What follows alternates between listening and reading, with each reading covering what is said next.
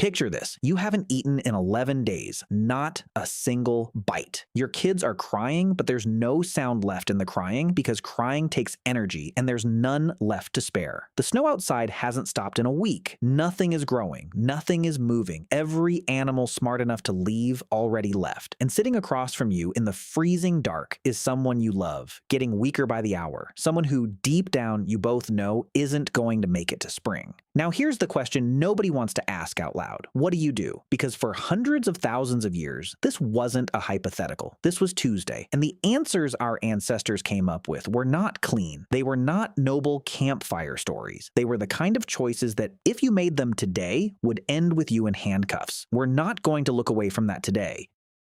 You've probably seen the highlight reel. Fire, fur coats, bone houses, humans outthinking the Ice Age with clever tools and teamwork. It's a great story. It's also only half of it, because cleverness has a ceiling. And when winter pushed past that ceiling, when the food ran out completely and there was no more clever left to give, humans didn't just quietly starve. They made decisions, brutal, calculated, sometimes horrifying decisions. And the evidence for those decisions isn't folklore. It's sitting in bones, in caves, in the frozen ground, waiting for scientists to dig it up. So let's dig. In the southeast of France, there's a cliff above the Rhone River and a cave called Moula Guercy. In the 1990s, a team led by paleoanthropologist Alban de Fleur started pulling bones out of a layer of sediment roughly 100,000 years old. At first it looked routine. Animal bones, stone tools, the usual leftovers of Neanderthal life. Then they found human bones mixed in with the animal ones. 6 individuals, 2 adults, 2 teenagers, 2 children no older than 7. And the bones weren't buried with any kind of care. They were treated exactly like the deer and the goats found right next to them. Cut in the same places, cracked open in the same way, split down the middle to get at the marrow inside. This wasn't an accident of nature. Someone did this on purpose, with tools, with intention. De Fleur's team published it in the journal Science, and it became the first hard,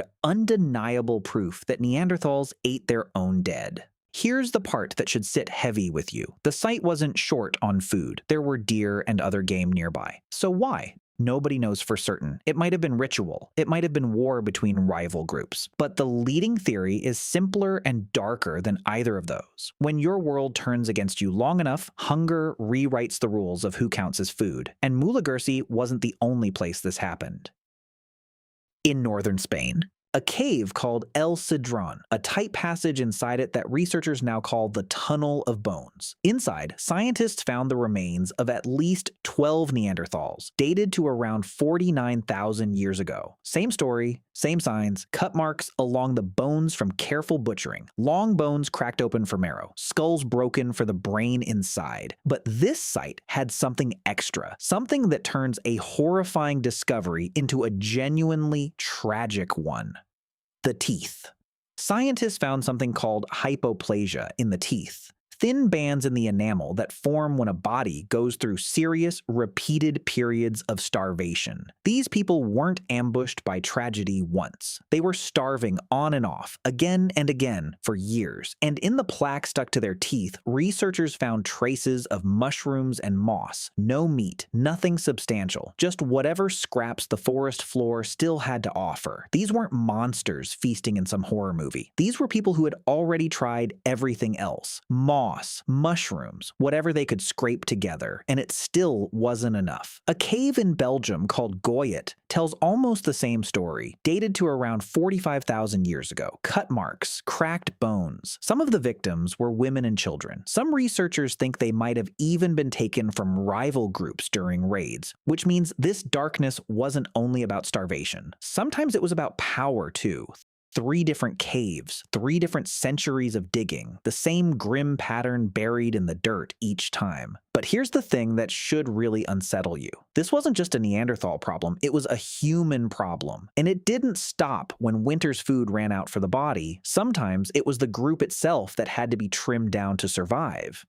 Let's go to the north. Far north, the Arctic. And let's go forward in time a little, to groups where we actually have voices, not just bones. The Inuit and Netsilik peoples, whose lives were documented by explorers and anthropologists in the early 1900s. Winter up there wasn't a season, it was a full-time opponent. Long marches across the ice between hunting grounds. Every extra mouth to feed was weight the whole group had to carry, literally, through blinding snow for miles. And sometimes the group had an elder who could no longer keep up, could no longer hunt, could no longer walk the distance. The anthropologist Knud Rasmussen documented this directly among the Netsilik in the 1920s. He recorded a phrase that still sends a chill through anyone who reads it. Their custom, he was told, was that when old people could do no more, and death itself was slow to come for them, they helped death along. That could mean being left behind during a winter march. It could mean stepping out into a blizzard voluntarily. It could mean asking a son or daughter to end it for them, because in their belief system, dying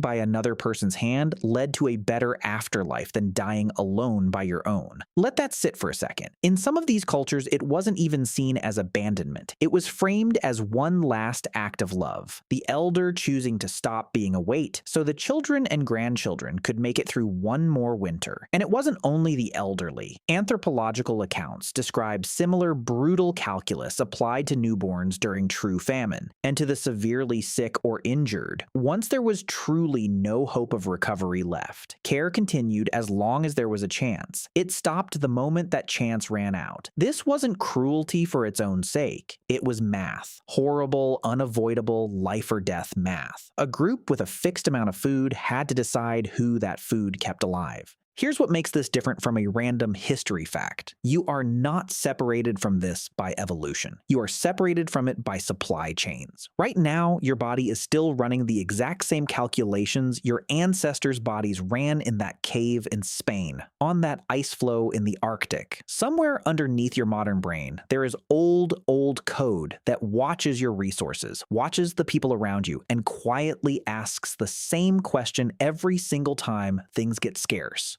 Who eats first? Who gets protected? Who becomes expendable? You feel it in small, safe, modern ways all the time. That flash of anxiety when your bank account gets low and you start mentally ranking your expenses. The tiny, uncomfortable calculation you run when there's one seat left on the boat, one job left in the department, one kidney, and two people who need it. That is not a modern invention. That is the exact same machinery that decided who got left behind on the ice. Most of us will never have to make a choice as dark as the ones we just walked through. Thank whatever you believe in for that. But the wiring that made those choices possible didn't disappear. It's still sitting in you, quiet, mostly asleep, waiting for a scarcity bad enough to wake it up. Ancient humans weren't crueler than us. They were just closer to the edge. And the edge is where the old code shows itself. For hundreds of thousands of years, winter didn't just test the body. It tested exactly how far a person was willing to go to keep the people they loved alive. Sometimes that meant building a house out of mammoth bones, and sometimes, when there was nothing left to build with, it meant something much darker. We like to think we've moved past all of that. Maybe we have. But the next time you feel that ugly little flicker of me and mine first, in traffic, at work, in a crowded room, remember where it came from. It's not new, it's ancient, and it's still running. If you want more of the story about ancient humans, check out the next video on how ancient humans survived sickness with no medicine. I'll see you in the next one.